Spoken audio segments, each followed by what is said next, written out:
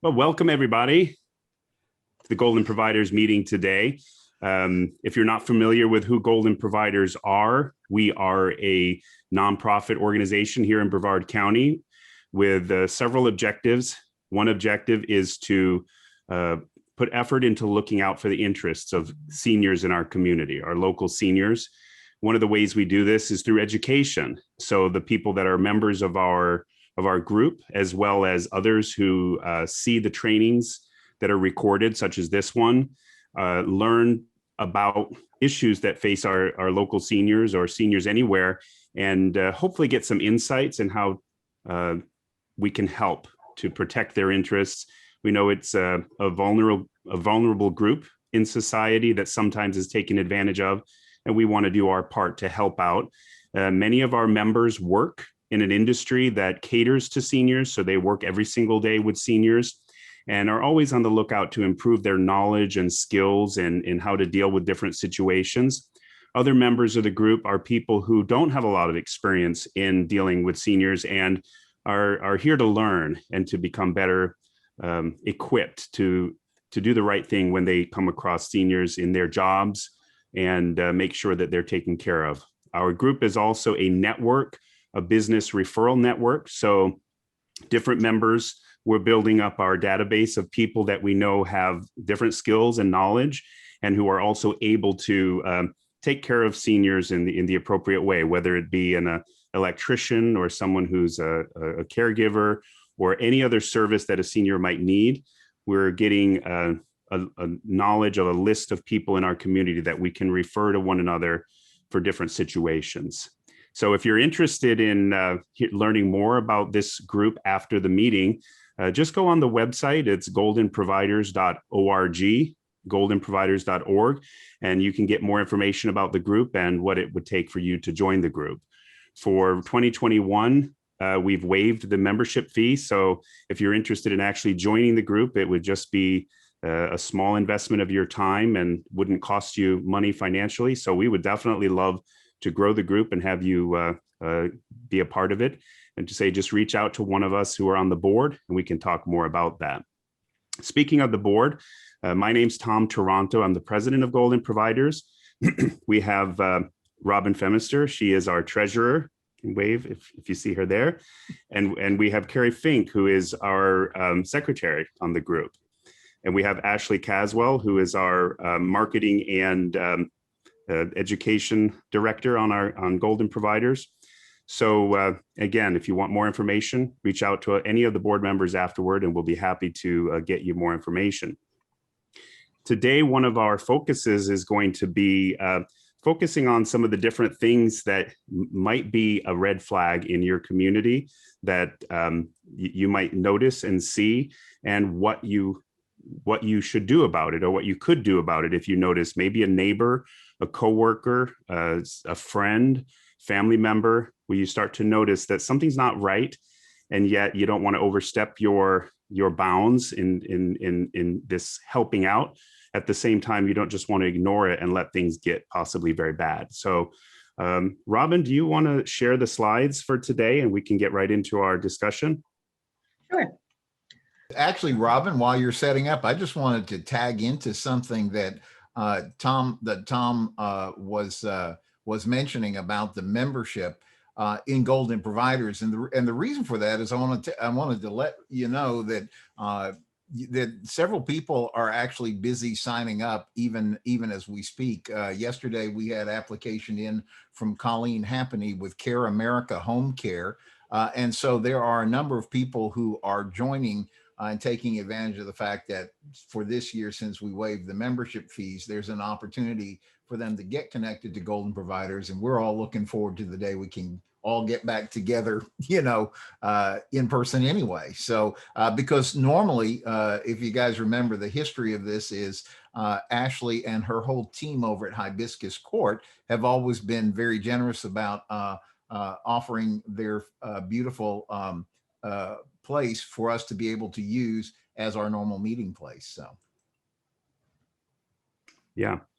yeah, and when we did have membership fees, it was not a large amount. Our most recent was $150 just to cover the expenses that the group has, and it's used for different purposes such as venues and different collateral for events, a roster, printed roster that we had in the past. So, but it's nice that it's free now. And again, if you're interested, we do have a Zoom meeting every month. And we do also encourage networking within the group to get to know different group members to build out your local business network. We're beginning a series now, a 3-part series called Concerns, Considerations, and Community. And so today we're going to talk a lot about the concerns and what we're going to look for and when we're going to look for those things. In this discussion, we're predominantly talking about our seniors in the community, but certainly it would be applicable to any vulnerable adult that you may be able to identify. And so I wanted to start off by talking about some of the visual things that we can see, and sometimes that most visible asset is the house. And that can give us a lot of clues into what might be happening to the people living there. So just like State Farm, we want to first start in our community by being a good neighbor and being observant, beginning to notice again. You know, for me, just kind of a quick story is that I grew up in New England. The houses were very close to each other. It was very common to see, you know, your neighbors, the children playing together, you know, on the sidewalk and in the streets and in the backyards. And there was a lot more gathering. Of course, COVID has changed that. But when we moved to Florida, one of the things I noticed was that we really didn't see our neighbors. The garage doors were closed, the front doors were closed, and there wasn't quite that same sense of community. However, that's obviously neighborhood by neighborhood, right? So in this, you know, part of the discussion, some visible things that you can watch for is a house that's overgrown, so that's in some disrepair. If you notice that that particular neighbor was always, you know, kept the house impeccably clean, well kept, maybe there's been a change in life circumstance. Maybe there's been a loss of a spouse that could, you know, be the source behind why the property is now being neglected. Maybe no one's there at all. Do you see newspapers or trash bins collected down at the bottom of the driveway days upon days? Do you see too many people at the house when there used to be only 1 or 2, or a family that would visit periodically? Is there now several people, maybe unfamiliar people, that have become residents where that could maybe indicate some exploitation? Not always, but maybe. Do you notice that the car hasn't been driven in quite some time? And there could be very, very good reasons for that, but it could also be a red flag. Home repair scams are prevalent. Professional criminals are very good at their jobs and taking advantage of our most vulnerable adults. So being a good neighbor could help to prevent some of that. If you see that the roof needs repair, you know, before someone shells out $40,000 on a new roof, you know, having a concerned neighbor that could help guide them through that process and making sure that they're not being taken advantage of is helpful, and, you know, quite possibly saving them, you know, many, many, many thousands of dollars or more in their assets that they need to take care of themselves. Hoarding is something that we've talked about on with Golden Providers in the past. It's always a concern and an issue. So keeping an eye out on something like that, to the extent that maybe you visited with that neighbor at one time, but now they won't let you in. It could be that they're embarrassed at the conditions that lie beyond that door. So that's something to watch for. That certainly will become more discussion as we can begin to identify some resources for those folks to help keep them as independent as possible. Smells are another red flag to look for. Again, it could be trash. It could be the inability to bring the trash down to the bottom of the curb. I had a client, she was very, very capable, but her COPD did not allow her to walk from her home to the bottom of the driveway. And she really didn't have any neighbors to rely on, so she would bag up the trash and just line them up in the garage. And the smell was overwhelming. She wanted to do better but couldn't. And so she was fully capable of being independent. She just needed some help. Mhm. Tom, did you want to jump in at all, talking about the house? Yeah. So questions that come up in my mind as you're talking is, it might be easy to go right to that neighbor, knock on the door and say, are you okay? How are things going? You might point out that the grass is 3 feet high. You might not. But I think it becomes more of a challenge when I don't really know this neighbor that well. I don't know. I feel like at some point, like asking those questions, well, who are those people? Who are those people there? What's going on would be almost a little bit invasive, possibly. So I guess that's the question: is where do we draw the line as to? I mean, if they don't answer, what do I do? There's a lot of questions I think that I'm thinking of as I see that, because obviously I might wonder, what's going on? Are they out of town? They just left and didn't get anyone to cut the yard, or could they be laying in there, needing help and nobody's checking on them? I don't know what your thoughts are about where's the line of being a good neighbor and actually kind of overstepping the bounds of a good neighbor. Right. And all of that's great. And it's all applicable, and it completely depends on the situation. If this is a neighbor that you have known, you have been sociable with, but now you're seeing a change, it invites the conversation. It does absolutely what you said. Knock on the door. If you can have the start of that discussion to begin to say, hey, I noticed that the lawn is overgrown. Everything all right? Do you need help? Do you need a lawn guy? I'd be happy to set you up with the people that have been doing my lawn that I trust. Maybe they need some help. Maybe it's more deep rooted than that, and they need a great deal of help. But if we can help to keep them independent, if you truly don't know them, but you suspect that there is definitely some foul play going on there, that they do need help, you can always contact local law enforcement, non-emergency, for a wellness check. You can contact the Department of Children and Families with their Adult Protective Services, and you can do the same. You could file a concern with them that they go out and check that, if you really have reason to believe that that person is at harm in some way, then by all means, there are resources to do that. I have some materials that I'm happy to share after this that we can add.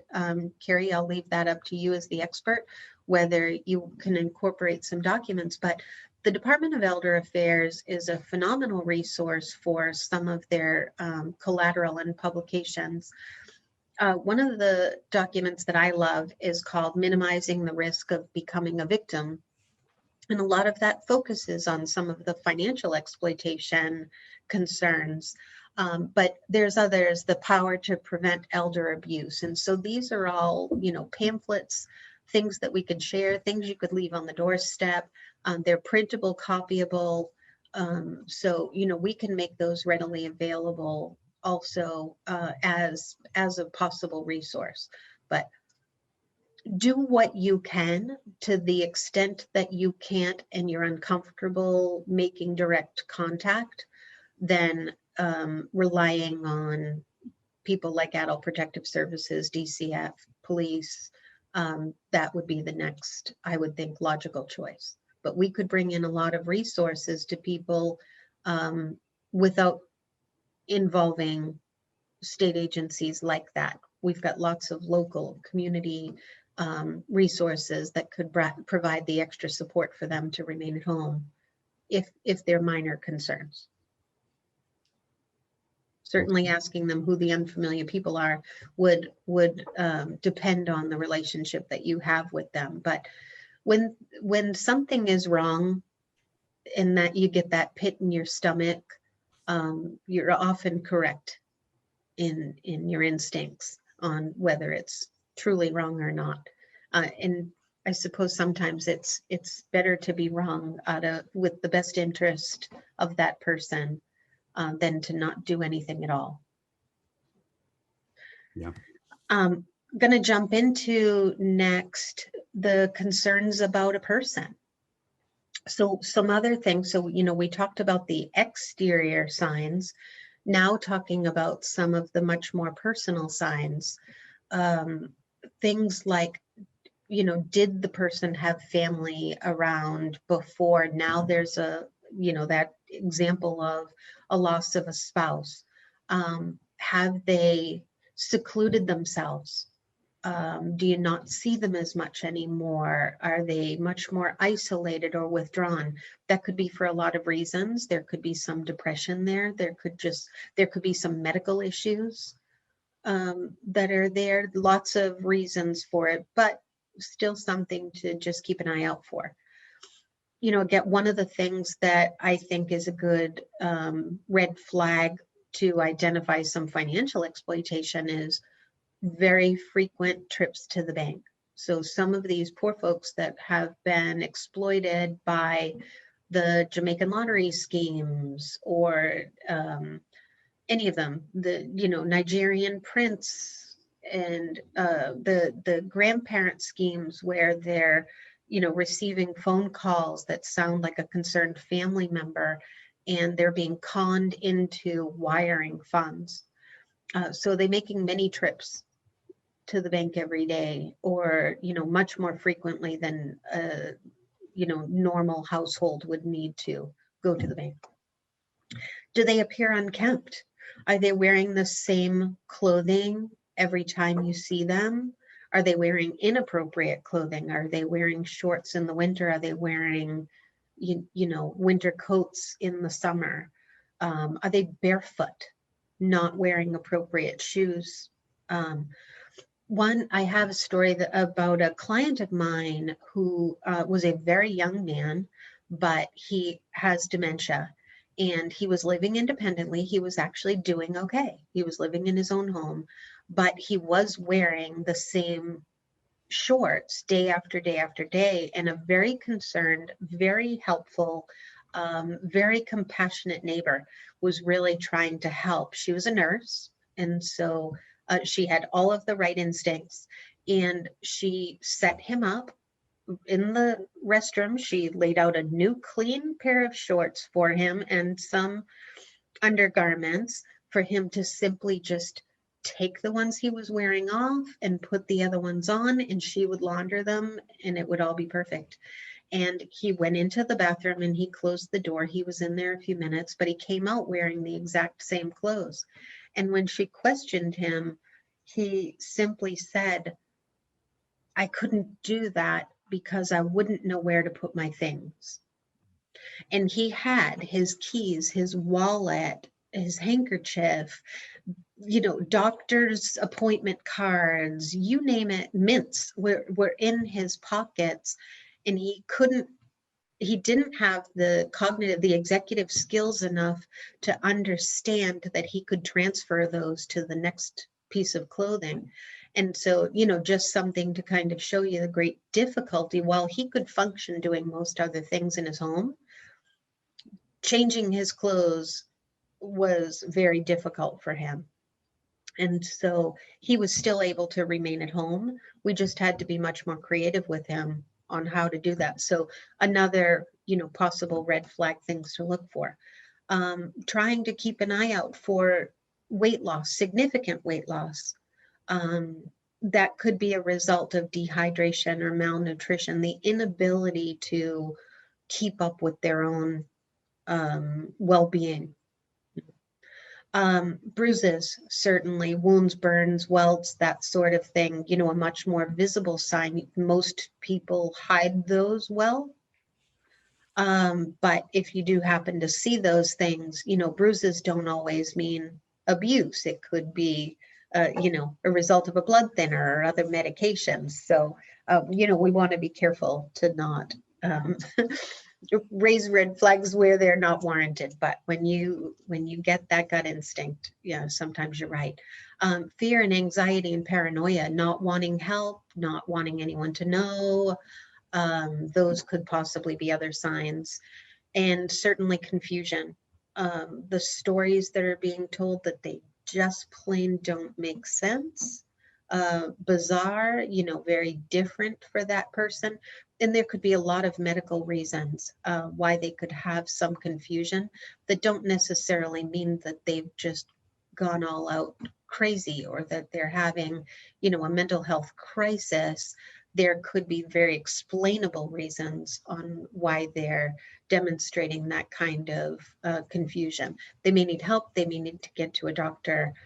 They may need, you know, a few cases of water in the house and drink more. So there's a lot of things that we can do to try and help. And again, you know, be a good neighbor, but just have your eyes and ears open, looking for some of these red flags. You want to jump in, Tone? Yeah, I mean, I can think of a lot of different cases that I've experienced there. You get that sense of, is this right or is it not right? I had a neighbor at one point call me, and I could hear people in the background, and she's asking me for a contact information to a paralegal service. And I knew that this woman has no children, and she's kind of been talking about who she's going to leave her house to, like, you know, maybe this, maybe that. And then I noticed certain neighbors showing a lot of interest all of a sudden in this particular neighbor.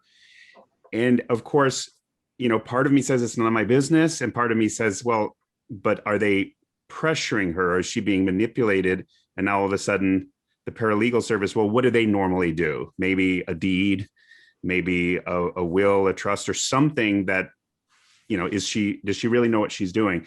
So a lot of things like that happen. Other cases, I've had a person whom I knew very well, and then all of a sudden the caregiver is somehow supposed to get a large sum of money, and that was never part of the original like agreements. And again, it's a question of, well, is this person making a sound decision? It's just a decision they're still making in capacity, or is this something that's inappropriate and somebody's just crossed the line?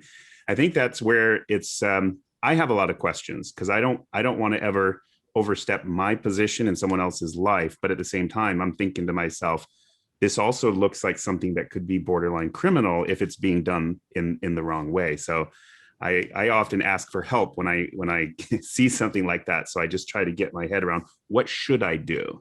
And I'm sure that's what most people are thinking, like, who do I call? And do you have any thoughts, like, on a situation like that? What would be an advice on who should be the first call if I see this and I'm thinking, I'm not sure that that's right? Oh, depending on the circumstance, I think that's a challenge for all of us. You know, there's probably a lot more to the story. Certainly, you know, I would always advise, like, taking just one piece of the situation that you posed, you know, getting a call for a notary. I would always recommend someone to an elder law attorney or to an attorney that practices law, that writes wills, trusts, you know, advance directives, that sort of thing. They're not required to be medical doctors, right? So it's not their job to determine someone's capacity, but they do have enough of a skill set, and they will isolate that person from the others so that they're sure that when that person wants to make an amendment to their advance directives, that they're not being pressured, that their arm's not being twisted in the background. You know, when you're taking a phone call that way, you don't know what's happening in the background. Like you said, with, you know, lots of other voices and input there, is that person being coerced in some way? So, you know, the attorneys are well versed on trying to determine whether that person truly understands the object of their estate, right? What their objective is on making a change, and whether they understand the consequences of that change and the impact maybe to previous beneficiaries or to themselves, or, you know, to these, you know, new people that they could potentially be transferring assets to, and when, or authority, you know. So I would always direct someone to an attorney.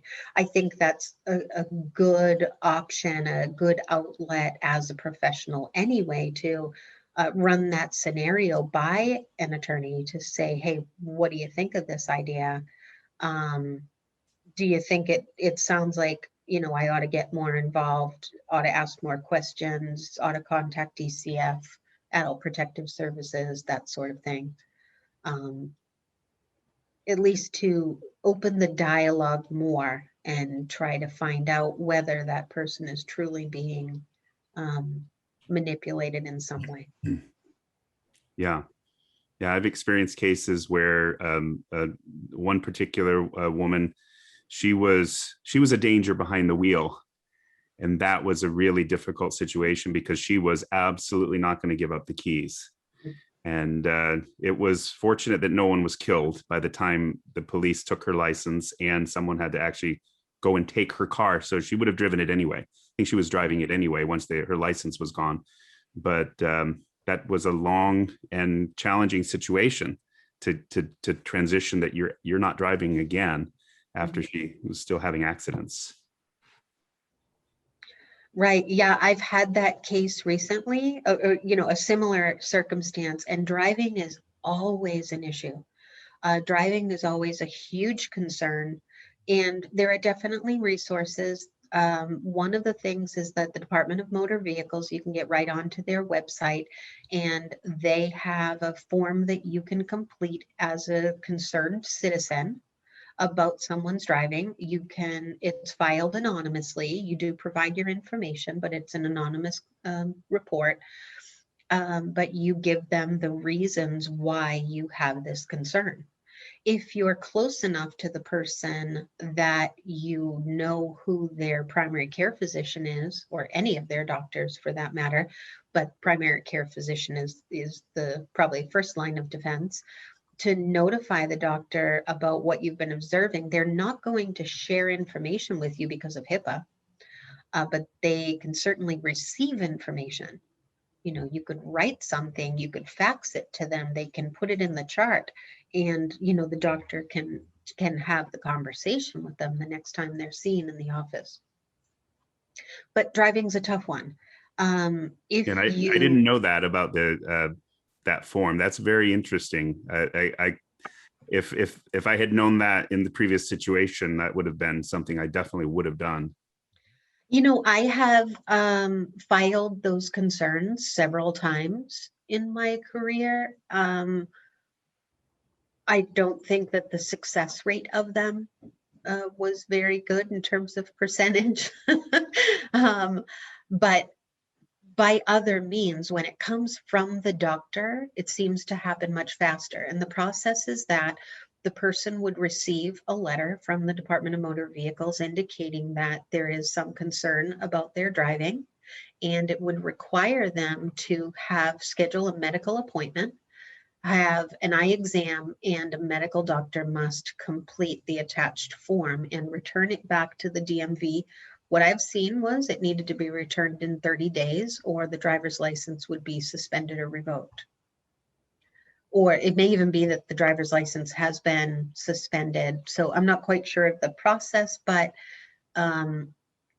I've seen it much more effective when it's come from a medical doctor than just a concerned citizen. To the extent that you're actually a decision maker as a power of attorney, maybe a legal guardian, something on that idea, you do have a bit more control in the situation. Maybe removing the vehicle would send that person into an all-out panic. And maybe they don't need the vehicle removed. They just need to stop driving. Can you put a steering wheel lock on the vehicle so that it can only be driven in one direction or with the wheels turned or something? One of the things that, we weren't sure if the person was driving or not because he lives independently. A friend put a coin on the back tire. And when she came, the following week, she saw that the coin was removed. And that meant that he drove it. So right now there's a twig behind the front driver's wheel, and there's a coin on the back passenger's wheel, and there's a lock on the steering wheel. Here's this man that was absolutely adamant, was going to drive, always had a good driving record. He had every argument why he should continue to drive. His cognitive ability is severely compromised. But he's very capable to live independently. He's actually doing very well, and he's okay. He just shouldn't be driving. And he's got plenty of help assisting him. But these things have been in place for over a month now, and he hasn't noticed yet. So that just goes to show his real ability and his awareness that those things are in place. He has a very poor memory, so even if he did know, he would forget in that case. But I've heard, disabling the battery, letting air out of the tires. I have another case many years ago now, probably I think over 10 years ago, where the gentleman, a concerned family member, disabled the battery on the car, but he had the wherewithal to call Enterprise because they pick you up. Wow. And Enterprise came out, picked him up, brought him over to Enterprise. He signed all the paperwork, and then he had a rental car that he got into an accident with. So that initiated the revocation of his driver's license. But until that point, it was concerns. But he had the problem-solving ability still to fix his challenge, get himself a vehicle. But, sometimes we recognize that that's just not safe. So you have to be as creative as you can. If you have access to the doctor, I think that's the best route. Yeah. I've got a couple, little bit of case studies if we've got time for that. And, yeah, you may sure. just need to tell me when to stop. Okay. But these are some, I've changed the names to protect the innocent. And, but just to kind of give some scenarios of cases that we've run into, each case is very individual, but there's some common threads that we see. So this story about Isabel has 3 children that truly, genuinely love their mother, and they love her in very different ways. They live in 3 different states. The husband and wife, the parents, prepared advance directives that were wonderful documents. They were very thoughtful about them. The problem was in their advance directives. So after the husband passed away, the mother amended her advance directives and made each of the 3 children power of attorney and healthcare surrogate, which in theory makes some sense. The 3 children, they're well educated, very smart people, very different people, and they don't see eye to eye. And the children didn't so much trust each other to make the best decisions for mom either. One of the sons was living with the mother, but he was blocking access. I believe, whatever his issues were, he believed, and he was doing the best he knew how to do. It wasn't the best for her, but it was the best that he knew how to do, truly. And she was being isolated from the other family members because they were making waves. They were asking questions. They were making things difficult for him to remain in his norm and take care of her. She was also difficult, a difficult personality, and he was in denial very much about her dementia, the extent of her dementia. He was not getting her to doctor's appointments, more so because if she put up resistance, then he was walking on eggshells with her. So she would boss him around, and she didn't like being told what she needed to do. So she made it difficult on him to be a good caregiver. But anyway, there was no way to tell, because of that kind of isolation, whether they were compliant, which they weren't, with medications, that sort of thing. She was well fed, all of those things were good. She was very frustrated that he was not giving her the keys to her own car that she demanded she knew how to drive. Everyone else knew that she should not be driving. And so there were occasions where she was going to solve the problem, and she did. So she walked out when he didn't know it, and she was walking down the street and going to the supermarket. She got there fine. She was actually found by a neighbor on the way back. She was doing okay, but it could have gone south in a lot of different ways. And so anyway, this case did result in a guardianship, and it's okay. Like it's all okay. The assets are managed. There were some financial components in here too, but that's a situation where there was a change following the change in the spouse, following the progression of a cognitive illness like dementia, the difficult personality that was not well managed with medication. Medication aided in this situation once it could be regulated, and to give everyone a better relationship with that person, and for them to be more at peace with themselves. So anyway, that was the story about Isabel. Did they Isabel stay with the son, even with guardianship? No, she eventually went to assisted living. Okay. Where she could have access, where there would be medical staff, a nurse on staff to manage the medications properly, but still to give her independence. Yep. Interesting. Okay. Yeah. Would have much preferred that she remained at home, but the situation wasn't working. Yeah, I experienced not too long ago a case that was similar, where the caregiver was taking more and more control, and then started to literally block access and not let the woman be alone with anyone else, literally, and partly due to COVID, with the idea that people aren't out working, being able just to literally never allowing her alone. And it was the question arises, what's the reason for that?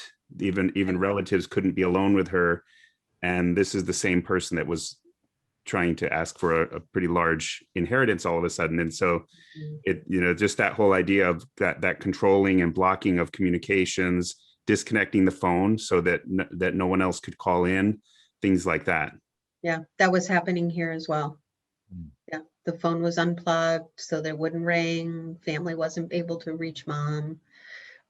In this situation, it was a guardianship, and I, attempted to visit to try and develop that report, offer some, what the goal was, to come alongside and not take full control of the situation, because I very much prefer to work with the family, and let's all do what couldn't be done alone. So that's always the goal. It doesn't always happen that way. And this was one of those cases, but my absolute preference would have been to work with every one of them and just offer some additional support and guidance on how to do it better. The child that was living with the mother refused to allow me into the property. Being court appointed, I had obligations. I had to go with a police officer. The police officer, I could have forced my way into the home, and that would have been terrible. It would have really just inflated the whole situation. It would have made them very angry. But meanwhile, mom was trying to open the door. oh, hi, dear. And she was so sweet and so hospitable. And he would quickly close the door and say, no, don't talk to her. She's the enemy kind of thing. And so it took a bit. It took a lot. It took a lot of time and patience. But, it eventually worked out the way it worked out. Not the way I wish it worked out. But Mom's doing great. And I want to say it's been 6 or 7 years. Wow. That we've been working with her, and she's just a doll. All right, let's see what else. Okay, so I've had a few cases with a real life version of Anna Nicole Smith right here in Brevard County. This particular story was about a man who had been living alone in his residential home, lost his wife about 5 years prior. And this one was a concerned neighbor that moved to the area and started to discover some things that just didn't seem right. They were very personable, would talk to the neighbor, but started to notice some things that made them feel very uncomfortable. They alerted the authorities, and it eventually ended up in a guardianship also. But ladies were visiting, and he was always paying them. We don't know exactly what he was paying for. We just know that he was going through some money, and don't know if they were performing some kind of service or if he handed them some money when they left. His wife's jewelry was being given away. He was giving her jewelry away, which was out of character for him. There would be no reason for him to give jewelry to an unrelated person. They did not have children together. So it's not that there was anyone to leave it to, but it was out of the norm for him to do something like that.